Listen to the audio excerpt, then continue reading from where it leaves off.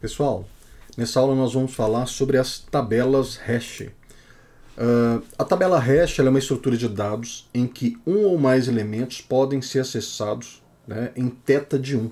Tá? Então é uma estrutura extremamente eficiente para a recuperação de informações. Né? Nós conseguimos uma alta eficiência nesse curso de pesquisa. Né? Então essa é uma das vantagens, né? A alta eficiência no curso de pesquisa, que é θ de 1 para o caso médio. Tá? E ela é muito simples de ser implementada. As desvantagens, ela tem um custo para recuperar os registros na ordem lexicográfica, né, que é bastante alto, tá? Sendo necessário ordenar o arquivo. Qual é a ideia? Se eu tenho uma tabela hash, por exemplo, onde eu tenho todos os meus dados, todos os meus registros, e, por exemplo, eu preciso emitir um relatório em uma determinada ordem, por exemplo, pela ordem da chave, vamos supor que a chave seja a matrícula dos meus alunos, né? Então eu preciso emitir um relatório em ordem crescente da matrícula, né? A gente precisa então ordenar, né? Precisamos colocar esses dados em alguma estrutura de dados e aí fazer a ordenação dessa estrutura. Tá? O pior caso, né, para a tabela hash vai ser θ de n, que é um custo semelhante então à pesquisa sequencial em vetor. Considera-se uma tabela e uma função de transformação sobre a chave de pesquisa. Então nós vamos ter uma tabela, normalmente essa tabela é um vetor, tá? E nós vamos considerar também uma função de transformação, que nós chamamos de função de hashing, que vai receber a chave de pesquisa e retornar a posição no vetor onde aquele registro deve ser armazenado ou onde ele devemos tentar localizar aquele registro. Então, como exemplo, nós vamos apresentar aqui para vocês o seguinte: seja uma tabela com 366 entradas, uma para cada dia do ano, né? Então, inclusive o dia 29 de fevereiro ele está sendo considerado aqui. Nós vamos inserir cada pessoa conforme sua data de nascimento. Então nós temos aqui uma pequena tabela, nós temos 4 pessoas para serem inseridas na nossa tabela hash, que tem 366 posições, ou seja, vai da posição 0 a 365, ok? Bom, e aí nós vamos fazer o seguinte: nós vamos utilizar o aniversário, a data de nascimento da pessoa, como chave de pesquisa, ok? Então o que nós vamos precisar fazer? Nós vamos precisar criar então uma função de transformação, uma função de hash, que transforma essa data de aniversário em um número inteiro, né, que vai de 0 a 365 e vai ser a posição então desse registro. Então, olha, como é que vai ser a nossa função de transformação? O que nós vamos fazer? A ideia vai ser a seguinte: nós vamos somar todos os dias. Por exemplo, imagina que eu quero calcular uma data no mês de julho, tá? Então eu vou pegar todos os dias que se passaram nos meses anteriores, de janeiro até junho, somar com a data, né, no mês de julho, menos 1. A pessoa, por que esse menos 1? Porque embora a nossa tabela tenha 366 entradas, né, o dia 1º de janeiro ele não vai ficar na posição 1. Ele vai ficar na posição 0. Então nós precisamos subtrair 1 para colocar no intervalo entre 0 e 365. Tá? Então, por exemplo, dia 5 de janeiro, qual que é a posição em que uma pessoa nascida em 5 de janeiro deve ficar na nossa tabela? Então nós vamos calcular, olha, são os dias passados nos meses anteriores. Como janeiro é o primeiro mês do ano, não se passou nenhum dia nos meses anteriores. Mas os dias desse mês, no mês de janeiro, 5 menos 1. Né? Então, ele está falando aqui, olha, a função de hash vai retornar para a gente que o registro do dia 5 de janeiro deve ficar na posição 4. Né? E está correto. 1º de janeiro seria a posição 0, 2 de janeiro posição 1, 3 de janeiro posição 2, 4 de janeiro posição 3 e o dia 5 de janeiro realmente seria a posição 4. Vamos calcular aqui, por exemplo, a posição para o aniversário 13 de março. Como é que a gente calcula isso? Nós vamos pegar então os dias que se passaram nos meses anteriores, então em janeiro e fevereiro, então nós vamos calcular 31 dias em janeiro, mais 29 dias em fevereiro, né, considerando anos bissextos. Então aqui só a gente já tem 60 dias que já foram passados, tá? Mais os 13 dias de março, menos 1.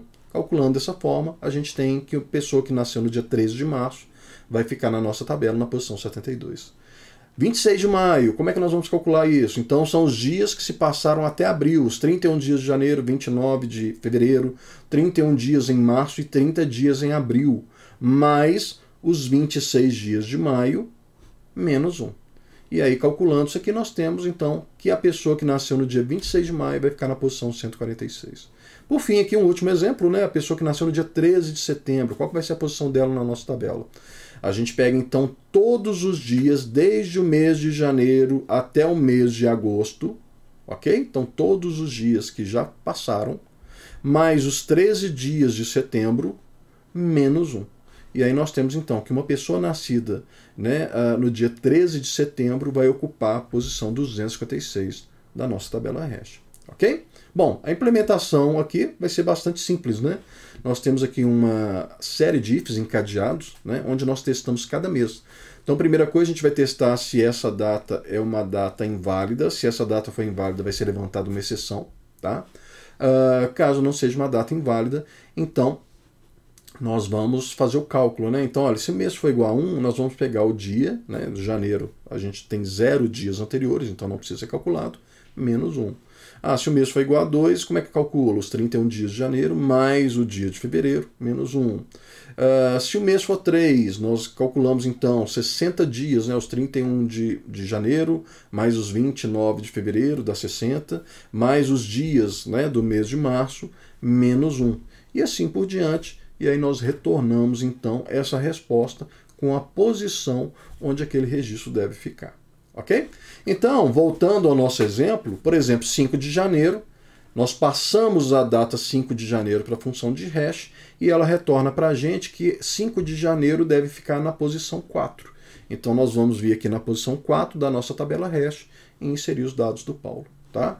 Dia 13 de março, a gente passa a data 13 de março para a nossa função de hash, e aí ela vai nos retornar que 13 de março deve ficar na posição 72. Então a gente vai lá na posição 72 e colocamos os dados da Lica. 26 de maio, né? 26 de maio ele está retornando a posição 146, é onde nós vamos armazenar então os dados da Olímpia. E 13 de setembro, ele vai nos retornar então a posição 256, que é onde nós vamos armazenar os dados do João. Tá? Bom, qual que é o custo de encontrar uma pessoa com essa estratégia que nós estamos utilizando? Como dito lá no início, a gente tem um custo θ de 1. Por quê? Eu passo para minha função de hash, qual que é a data, a função de hash me retorna uma posição. Então, basta eu ir naquela posição e verificar se o meu registro se encontra ali. Ok? Ou seja, eu não preciso percorrer a tabela hash. Eu simplesmente passo a minha data para a função de hash, ou a chave de pesquisa para a função de hash, ela me retorna uma posição, eu vou então naquela posição e aí eu localizo o registro. Tá? Bom, tem algum problema na nossa técnica, né? Então, ó, se sim, qual é a chance desse problema acontecer? E aí nós temos um probleminha que é chamado paradoxo do aniversário. O que é o paradoxo do aniversário? Em um grupo de 23 ou mais pessoas quaisquer, existe uma chance maior do que 50% que 2 delas comemoram aniversário no mesmo dia. Então o problema da nossa estratégia é o seguinte, pode ocorrer o que nós chamamos de colisão. Ou seja, a função de hash pode calcular a mesma posição na tabela para 2 registros diferentes. Né? O caso é que ele está mostrando então o paradoxo do aniversário. Né? Se você estiver numa sala em que tem mais de 23 pessoas, existe uma chance maior do que 50% do que 2 pessoas, né? Você, por exemplo, exista uma outra pessoa que faça aniversário no mesmo dia que você. Tá? Em outras palavras, então, nós tivemos uma função de transformação uniforme, né? Ou seja, é uma função que todas as entradas têm a mesma probabilidade de ocorrer. Para endereçar 23 chaves randômicas em uma tabela de tamanho 366, tem-se que a probabilidade de acontecer colisões é maior que 50%. A probabilidade de se inserir n itens consecutivos sem colisão em uma tabela de tamanho m é dada por essa equação. A gente tem m fatorial, m é o tamanho da nossa tabela. Então, por exemplo, no nosso caso aqui nós teríamos 366 dias, né? E o n é a quantidade de itens. Então, n é a nossa quantidade de itens. Então, a gente teria aqui, olha, m menos n fatorial vezes m elevado a n. E aí perceba o seguinte, à medida que o valor de n aumenta, a chance de ter colisão também vai aumentar. Bom, o que é a função de transformação? A função de transformação, então, o que ela faz é, ela mapeia a nossa chave de pesquisa em um inteiro que vai de 0 até m-1. Lembra, m é o tamanho da nossa tabela. Então, se eu tenho uma tabela hash de tamanho 1000, como nós estamos utilizando primariamente um vetor como estrutura de dados, né, ele vai ter que mapear para a gente uma posição entre 0 e 999, tá? Onde m, então, é o tamanho dessa tabela. A função de hash ela deve ser uma função simples de ser calculada, né, de ser computada. As chaves de pesquisa devem ser distribuídas de forma uniforme, ou seja, todos devem ter a mesma chance, né, de cair em determinada posição entre as m entradas possíveis. O número de comparações nas operações de pesquisa, inserção e remoção depende do tamanho da tabela e da quantidade de elementos inseridos. Normalmente, essa função de transformação não depende do número de itens da coleção. Então, normalmente, a gente faz essa função de transformação, ela pode depender, por exemplo, do tamanho da tabela, mas não da quantidade de itens, tá? Então, isso não deveria ser levado em consideração. O valor de m ele deve ser escolhido com atenção. E uma sugestão é que ele seja um número primo, tá? E aí, gente, a ideia é... professor, eu tenho, por exemplo, que inserir, eu tenho 100 itens. Qual que é o tamanho que deveria ter a minha tabela hash? Tá? Então, essa tabela hash deveria ter tamanho 100, que comporta os 100 itens. Bom, se fizermos isso, a probabilidade de colisão vai ser altíssima, e de várias colisões numa mesma posição. Então, você vai precisar pensar muito bem no tamanho da sua tabela hash, tá? Existe uma equação fechada? Existe um número que a gente deveria considerar? Não, não existe esse número, tá? Talvez você tenha que pensar aí, fazer alguns testes para você determinar o tamanho de m. As chaves não numéricas, por exemplo, nós acabamos de ver aqui uma chave que era não numérica, que é a data de aniversário. Nós tivemos que transformar, né, embora os componentes sejam números, a data de aniversário não é numérica, ela é uma data. Né? Então nós tivemos que fazer uma decomposição para calcularmos uma determinada posição. Nós também podemos ter como chave, por exemplo, texto. Né? Imagina que a chave seja um determinado código de produto onde a gente tem número e letras. Tá? Ou então, por exemplo, o seu nome. Né? Imagina que seu nome seja uma chave de pesquisa. Nós vamos precisar transformar, então, essa chave de pesquisa textual em algo numérico, para então calcularmos a posição em que esse registro deveria ficar na nossa tabela. Normalmente, uma das funções mais utilizadas é a função de módulo, né? Ou seja, calcula o resto de uma divisão inteira. Então, a gente tem aqui a função h de k, função hash, dada, né, uma chave, uma key, tá?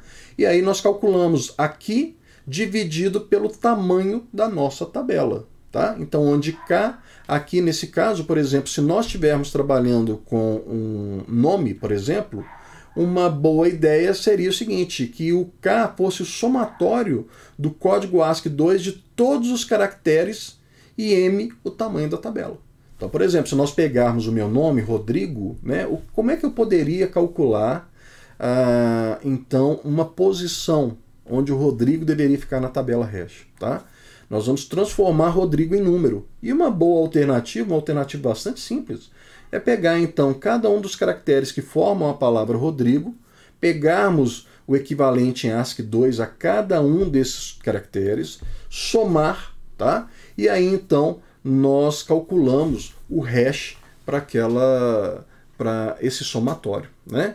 Então, por exemplo, imaginem que nós temos uma tabela de tamanho 13, né? Sendo 13 aqui um número ímpar, e nós queremos inserir 8 registros em nossa tabela de tamanho 13. Tá? Primeira coisa, nós vamos então, para cada um desses nomes, nós precisamos calcular o somatório dos códigos ASCII2. Então, por exemplo, no caso de Oscar, nós vamos pegar qual que é o ASCII2 de O, de S, C, A e R, somar todos esses códigos ASCII2, e aí nós vamos ter que a soma é 536. Do 536, o que nós vamos fazer então agora? Nós vamos dividir pelo tamanho da nossa tabela. A nossa tabela tem tamanho 13. E lembrem, quando eu estou fazendo o resto da divisão vai ser um valor entre 0 e m menos 1, que é justamente o que a gente quer, né? O nosso vetor de tamanho m, o índice vai de 0 até m menos 1.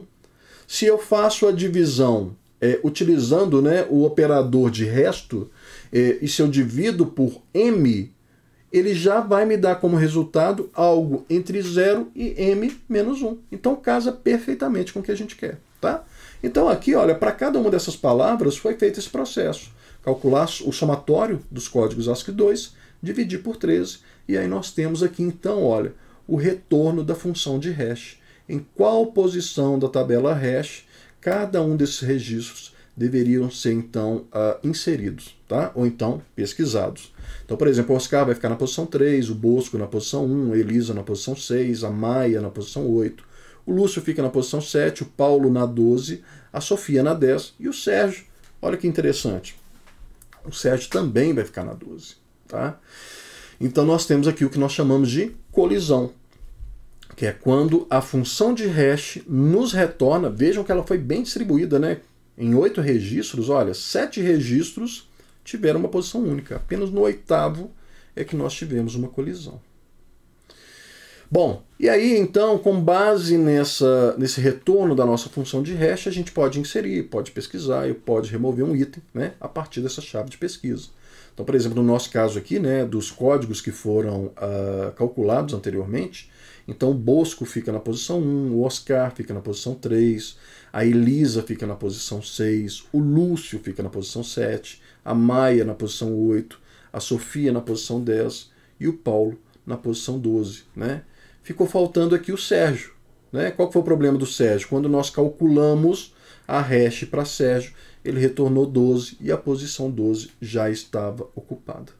Ok? Bom, então, se nós não tivermos colisão, a tabela hash é algo muito simples. É calcular, né, então, a posição e inserir naquela posição diretamente, ou seja, não preciso percorrer a tabela, eu simplesmente, né, vetor, como a gente consegue indexar e ir diretamente ao endereço, eu já vou naquele endereço e faço a inserção ou a pesquisa, ok? O problema é que nem sempre isso é possível, né? Então, na maioria das vezes, nós vamos ter colisões, e aí o que a gente vai ver agora é como é que a gente faz o tratamento, então, dessas colisões, tá? Então, ó, nós temos as colisões primárias, elas acontecem quando desejamos inserir um elemento em uma posição do array que está ocupada por outro elemento, é o que acabou de acontecer com o Sérgio.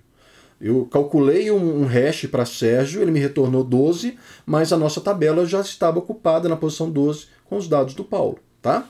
Na verdade, a função de transformação, ela dá acesso a um subconjunto de elementos. Essa é uma estratégia que a gente pode utilizar. Ao invés de, numa posição, nós termos os dados de um determinado registro, o que nós podemos fazer? Ao invés de termos ali o registro, nós podemos ter acesso a um subconjunto de elementos, ou seja, uma determinada posição da nossa tabela hash, ao invés de conter um determinado registro, ela contém, por exemplo, uma lista, ou ela contém um vetor, ou uma árvore binária, ou seja, um subconjunto de dados que tem o mesmo hash retornado. Bom, para isso, a gente vai ter duas formas de gerenciar essas colisões. A gente vai ter os métodos que a gente chama de métodos de transformação direta, cuja solução ou resolução é feita através de cálculos, e nós vamos ter os métodos de transformação indireta, cuja resolução é dada por encadeamento. Tá? Então vamos lá. Método de transformação direta. Quando há uma colisão, o que eu faço? Eu calculo uma nova posição no array a partir da chave do item considerado. Então, por exemplo, no caso do Sérgio, quando o Sérgio foi calculado que o hash era 12 e nós verificamos que na posição 12 já havia um registro, o que nós vamos fazer? Nós vamos calcular um novo hash para ele. Tá? Então nós vamos ter uma segunda função de hash que vai nos retornar um valor diferente do que a primeira retornou. Tá joia? A segunda forma são os métodos de transformação indireta, que são resolvidas através de encadeamento. Né? Ou seja, a gente tem alguma estrutura de dados ali. Os elementos que tiverem o mesmo valor da função, eles são encadeados.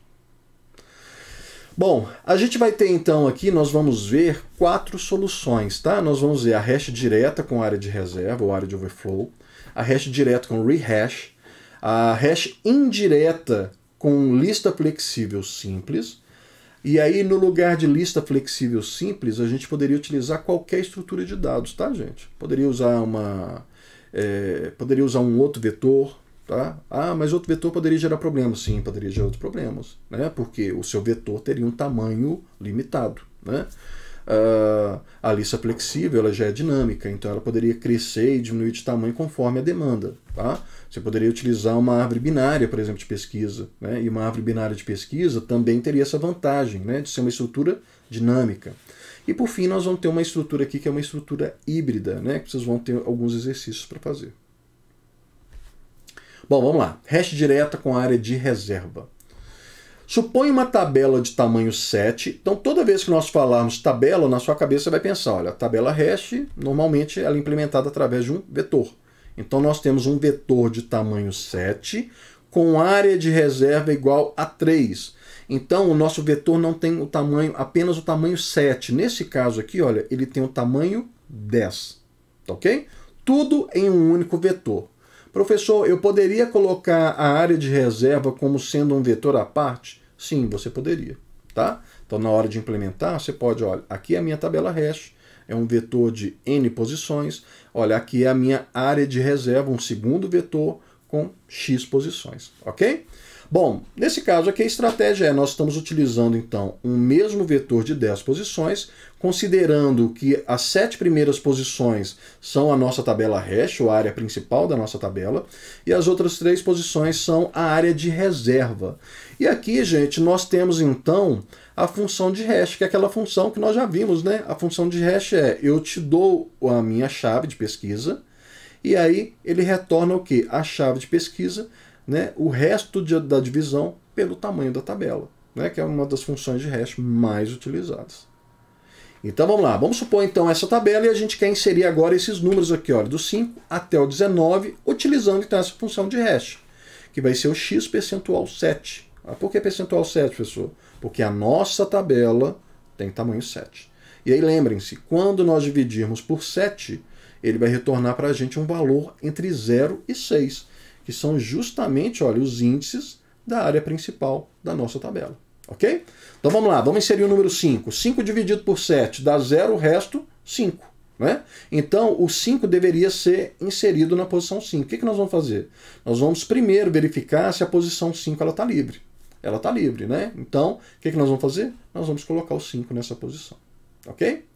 O 7 dividido por 7 é 1, resto 0. Então, 7 deve ficar na posição 0. Nós verificamos que a posição 0 ela está livre. E aí a gente faz a inserção do 7. Ok? Bom, aí agora presta atenção para o 14. O 14, né? 14 por 7 é 2, resto 0. Então, o hash para 14 é a posição 0. Só que quando nós verificamos a posição 0, ela está ocupada. Então, não há como inserir o 14 na área principal da nossa tabela. O que nós vamos fazer? Nós vamos utilizar aqui a nossa estratégia, né, de colocar então, se o hash, né, houve colisão, nós vamos colocar então na área de reserva. E aí nós vamos pegar o 14 e colocar aqui, ó, verificamos que tem posições disponíveis, então a gente coloca o 14 na primeira posição disponível, que é a posição 7. Tá aqui, ó, tá livre, a gente coloca o 14. Tá ok? Vamos lá, 21. O 21, nós vamos calcular o hash dele e novamente o hash deu 0, né? 21 por 7 é 3, resto 0. Só que quando a gente olha a posição 0 já está ocupada pelo 7. O que a gente faz então? Nós vamos então para a próxima posição livre da nossa área de reserva. Então o 21 vai ficar aqui, olha, na posição 8, que é a posição livre. Vamos lá, vamos inserir o 19.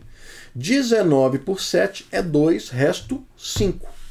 Então, o que vai acontecer? Nós olhamos a posição 5 já está ocupada. Nós vamos, então, para a próxima posição livre na nossa área de reserva, e aí nós inserimos, então, 19. Ok? Bom, um exercício aí para você pensar é, quantas comparações são necessárias para pesquisar o 5, o 21, o 19 e o 6?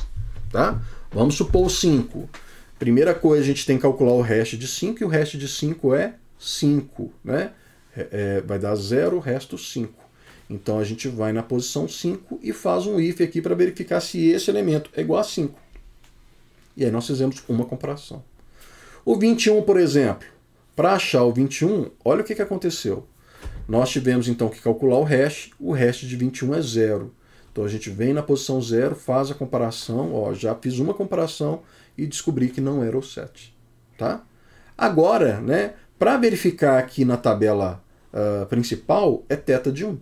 Mas se o elemento não estiver aqui, nós vamos ter que fazer uma pesquisa na área de reserva. E aí a pesquisa na área de reserva, ela é θ de m. Tá? θ de n aqui no caso, né, que é o tamanho da sua área de reserva. Tá? Então, por exemplo, se a minha área de reserva tem tamanho 3, quer dizer que no máximo eu vou ter que percorrer 3 posições tentando achar o 21.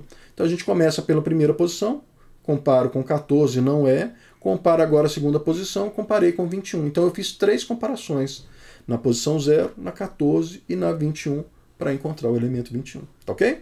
E aí você tenta fazer agora a quantidade de comparações, né, para as posições 19 e posição 6. Vamos lá, um exercício resolvido. Implemente os métodos inserir, pesquisar, remover da hash direta com área de reserva.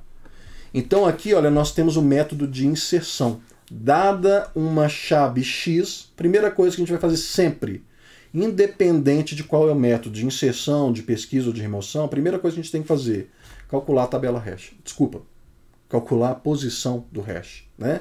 Então, hash de X, né, ele vai me retornar qual posição o elemento de chave X deve ser inserido. Ok? Bom, aqui ele faz alguns testes, né? Então, por exemplo, se o X é nulo, quer dizer que esse elemento não deveria ter sido inserido, tá? E aí ele lança uma exceção, tá? Talvez, se você quiser, você pode colocar esse if aqui antes, né? Já testa se o X é nulo. Se o X não for nulo, aí sim ele calcula o hash, tá? Bom, imaginem que eu calculei o hash, tá? E aí o hash, então, o que ele faz? Eu vou, então, lá na tabela, naquela posição I, que foi a posição calculada. E nós vamos verificar se essa posição ela está livre. Para isso, ó, nós vamos utilizar aqui, olha, se a posição tiver com nulo, tá? O que nós temos, então? Que aquela posição ela está livre para inserir elementos. Então, a tabela naquela posição I, ela recebe o valor de X. Ok? Mas, se a tabela na posição I não estiver nula, ou seja, se ela tiver algum elemento ali, significa que a gente não consegue inserir, porque já existe um elemento naquela posição. O que nós vamos ter que fazer então? Verificar se existe a possibilidade de inserir na área de reserva. Por que possibilidade, professor? Porque a área de reserva já pode estar cheia. Então nós vamos fazer um teste aqui, olha. Else, if num reserva for menor que tam reserva, tá? Se num reserva menor que o tamanho da reserva, isso significa que nós temos posições ainda disponíveis. Então nós vamos na tabela, na posição tam tabela. A pessoa, o que é esse tam tabela? Por exemplo, no nosso caso do exemplo, seria tam tabela seria 7. Mais um num reserva. Por exemplo, imagine que eu estou inserindo o primeiro item. Então meu número de elementos que estão na tabela de reserva até esse momento é 0. Então, tanto a tabela principal tem 7 posições, mais o num reserva que é 0, porque ainda não existia nenhum elemento na área de reserva, na área de overflow, então isso vai dar 7. Quer dizer que o nosso primeiro elemento deveria ser inserido na posição 7. E é isso realmente que acontece. Ok? E aí esse num reserva tem que ser incrementado. Por quê? Porque da próxima vez eu não posso inserir o elemento na posição 7. Eu tenho que inserir na posição 8. Ok? Bom, se não, se ele passar por todos esses elses aqui, né, em que caso isso aconteceria? No caso que a tabela principal já existe um elemento naquela posição que foi calculada pela função de hash. Eu fui para a área de reserva já está cheia, e aí não tem jeito. Infelizmente, se a área de reserva já está cheia, nós não temos como inserir o elemento, e aí nós vamos lançar uma exceção aqui com ele. Ok? Método de pesquisa, extremamente simples. O método de pesquisa, o que a gente tem que fazer? Calcula a função de hash, ele me retorna a posição. Eu vou naquela posição e verifico, tá? Se o elemento que está naquela posição I for igual ao que eu estou procurando, encontrei o elemento. O que eu retorno? Retorno aquela posição. Então eu retorno a posição I. Olha, eu encontrei aqui o João. O João está na posição 12, por exemplo. Tá? Retorna a posição. Se não, quando nós olhamos a posição, a função hash calculou uma determinada posição. eu fui naquela posição e o elemento que está lá não é o que eu estou procurando, o que aconteceu? É porque o elemento que você está procurando, ou ele está na área de reserva, ou ele não foi inserido na sua tabela. Tá? Então o que nós vamos fazer? Se a tabela na posição I for diferente de nulo, ou seja, olha, tem elemento aqui na tabela hash, tá? E ele é diferente de nulo. Quer dizer o seguinte, olha, o nosso elemento, se ele existir, ele está na área de reserva. E lembra que na área de reserva a gente tem que fazer uma pesquisa sequencial. Então ele faz um for aqui, ele faz um for aqui procurando pelo nosso elemento. Ok? Bom, exercício do método remover, esse aqui vai ficar então como um exercício para vocês fazerem, tá joia? Bem simples, né? Calcula-se o hash, né? Verifica-se se na posição do hash tem aquele elemento, se tiver, a gente coloca um nulo ali.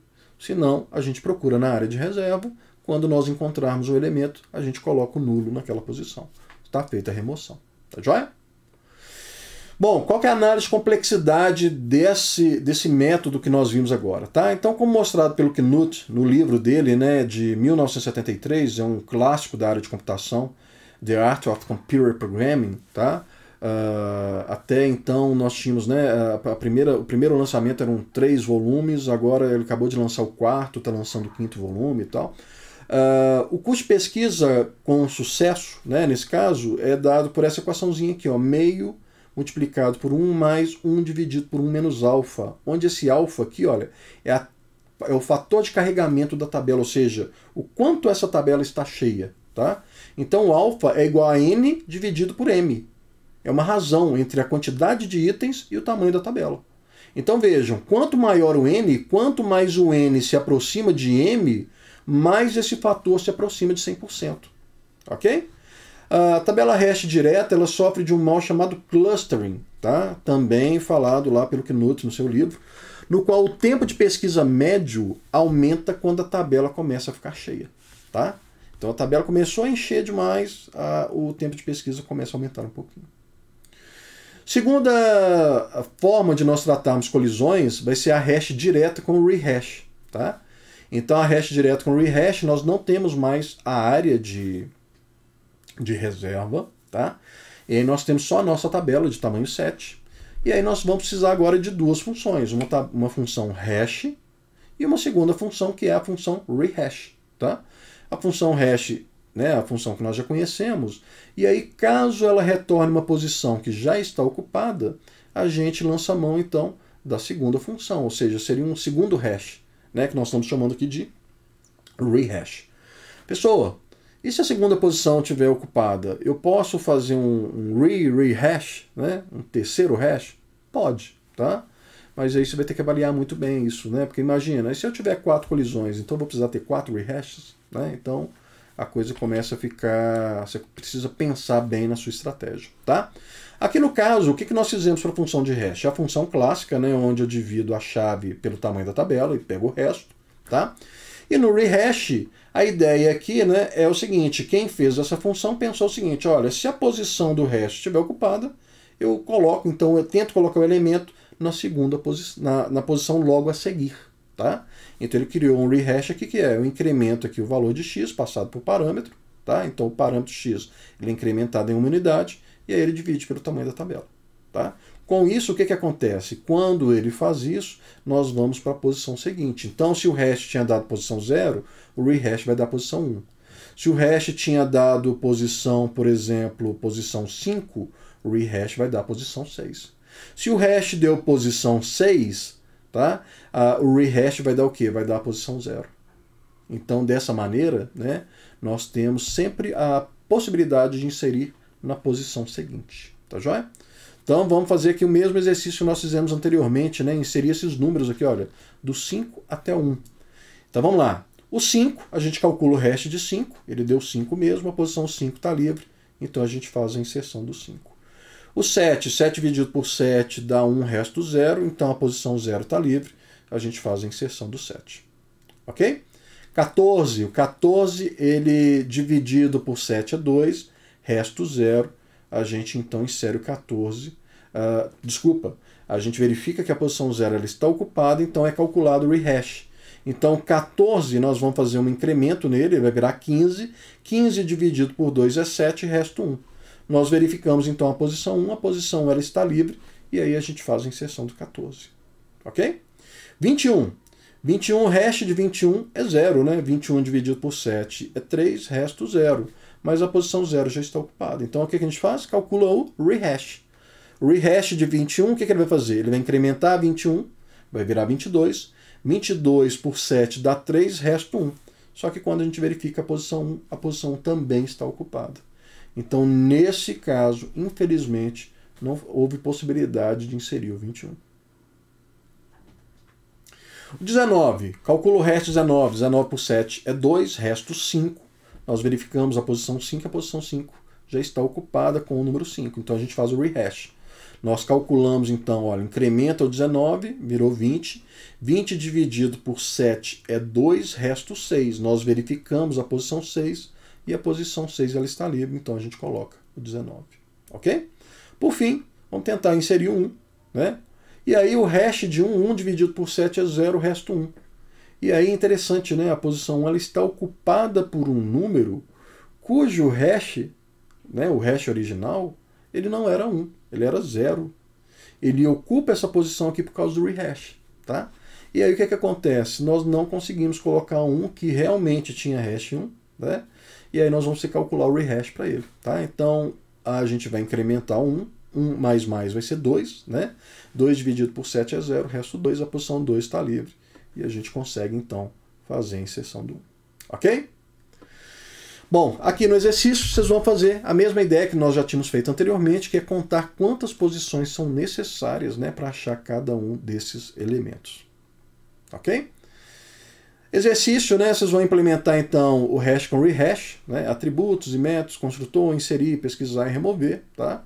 Dê uma olhada, né, no que nós fizemos anteriormente e aí lembrar que você tem que fazer então duas funções agora, função hash e função rehash. Ok? Bom, próximo, nós vamos ver como funciona então a hash indireta com lista flexível simples, né? Aquela lista dinâmica, a C-lista, né? Que nós vimos em nossas aulas de AEDS 2. Então, o que nós temos aqui? Ó? Nós vamos supor então uma tabela de tamanho 7. Tá? E aí essa tabela aqui é o seguinte, nós temos aqui, nós vamos colocar o elemento e caso aqui já esteja ocupado, nós vamos inserir numa lista. Tá? Então, o que nós vamos fazer aqui? Olha, a função de hash é a mesma, tá? Então é o x percentual tá na tabela, e nós vamos inserir esses números. Então vamos lá, 5. 5 por 7 dá 0, resto 5. A posição aqui do 5 ela está livre, então a gente insere o 5. Ok?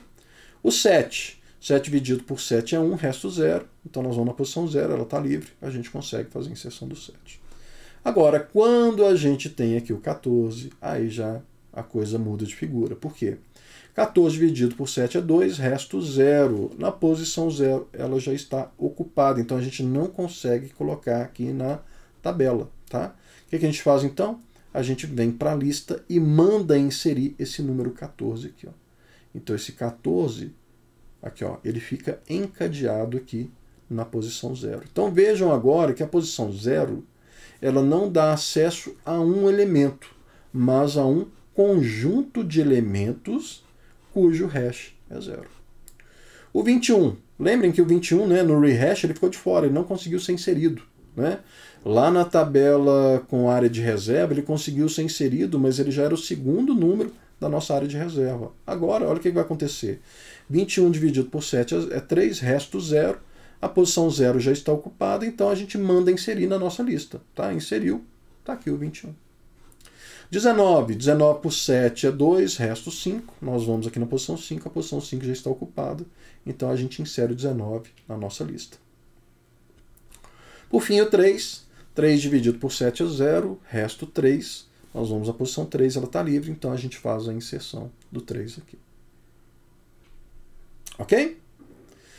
Bom, como é que a gente pode implementar este TAD, né? Esse TAD aí, ele é bastante simples, tá? Só que ele tem uma diferença do nosso exemplo. Nesse nosso exemplo aqui, olha, essa tabela hash ela estava sendo implementada como um dicionário, tá?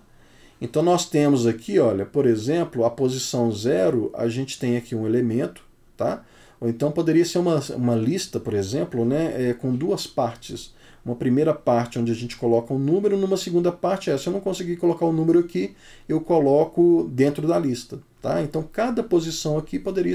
Né, a gente teria uma lista onde cada posição tem, tem dois elementos. Um elemento que eu estou inserindo, que no caso aqui, por exemplo, é o 7, e o segundo elemento é uma lista. Né? Na nossa implementação aqui ela é um pouquinho diferente, porque a nossa tabela hash ela é um vetor de listas. Ok? Então poderia ser a C-lista que eu passei para vocês, ou a lista, né, que nós temos lá no nosso GitHub.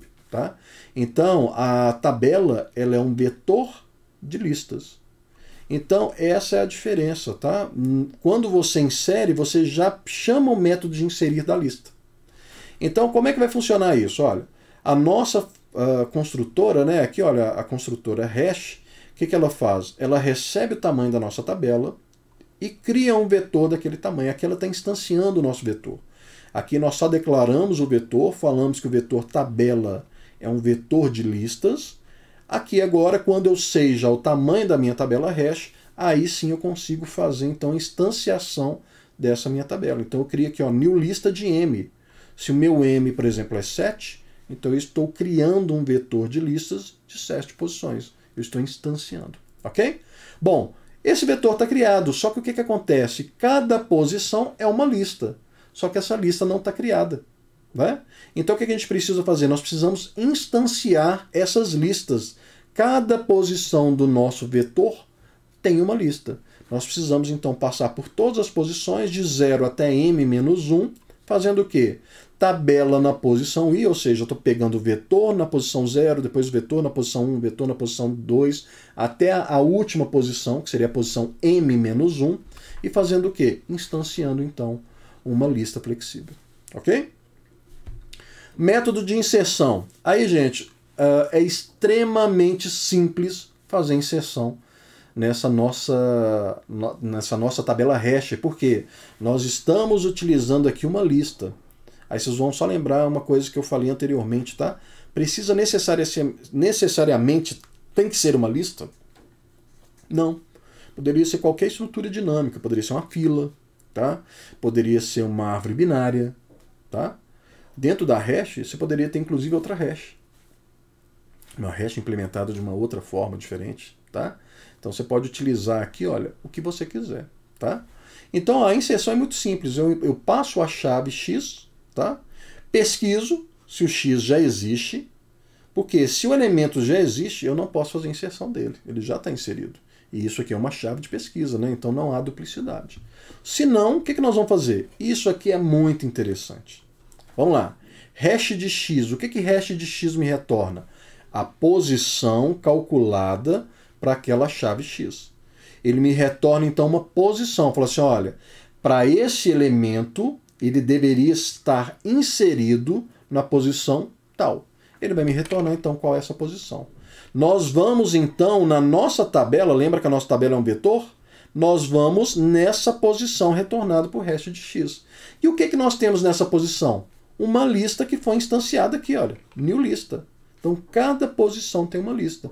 E dentro da lista a gente tem um método inserir. Né? Então, eu simplesmente mando inserir o valor de x. Simples assim. Tá? E aí, os outros métodos são muito simples exatamente. Vocês vejam que todos eles, ó, tanto pesquisar quanto remover, usam essa mesma ideia.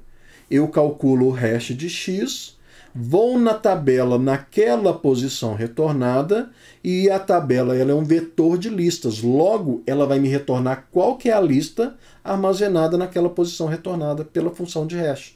E aí nós chamamos o método, então, dessa lista. Por exemplo, no caso aqui, como eu quero pesquisar, eu vou chamar o pesquisar. Então ele vai naquela posição da hash, vai lá na posição 6. Vai na posição 6, tem uma lista ali. Então ele pesquisa agora de forma sequencial se existe o elemento x dentro daquela lista. Tá? O remover, mesma coisa, né? Então tabela na posição hash de x, ponto remover x. Ok? Análise de complexidade. Supondo que todos os elementos têm a mesma probabilidade de endereçamento, então isso é uniforme, o comprimento esperado de cada lista será n dividido por m, onde n é o número de registros e m é o tamanho de tabela, tá? As operações, as 3 operações, né, custam em média θ de 1 mais n dividido por m. Lembra que esse n dividido por m é o nosso fator de carga, o quanto que a tabela está preenchida. Onde 1 é para encontrarmos a entrada e n dividido por m para percorrermos a lista. Porque lembrem que agora a nossa lista, né, nós temos então cada posição não tem um elemento, mas ele é a entrada para um conjunto de elementos ou um subconjunto de elementos. Ok? Que elementos são esses? Aqueles elementos que deram colisão quando a função de hash foi calculada. Para valores de m próximos de n, ou seja, m próximo de n, quer dizer que a gente tem quase 100%, né?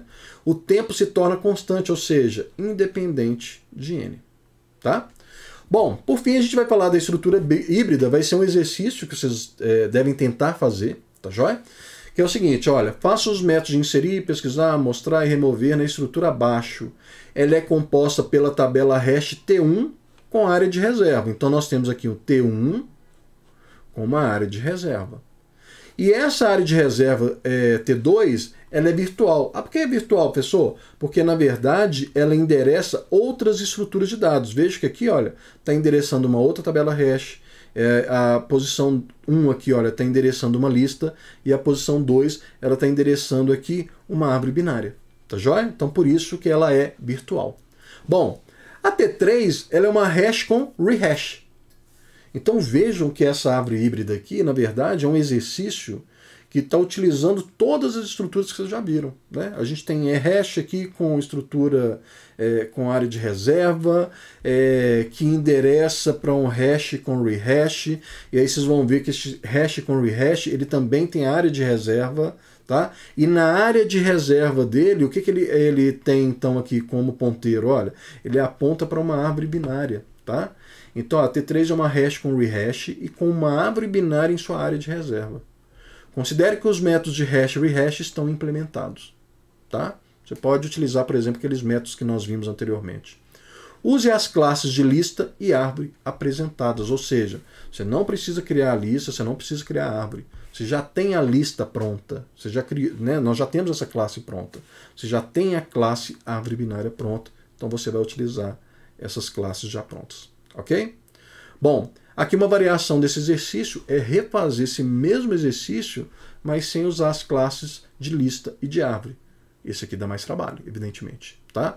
Mas você já tem os métodos, né, de árvore e de lista implementados na classe. Você pode ir lá dar uma olhada, né, e utilizar esses métodos para fazer esse exercício. Ok? Pessoal, é isso. Eu espero que vocês tenham entendido bem, que vocês aproveitem essa aula. Tá? Bom estudo para vocês. Abraço, até mais, tchau, tchau.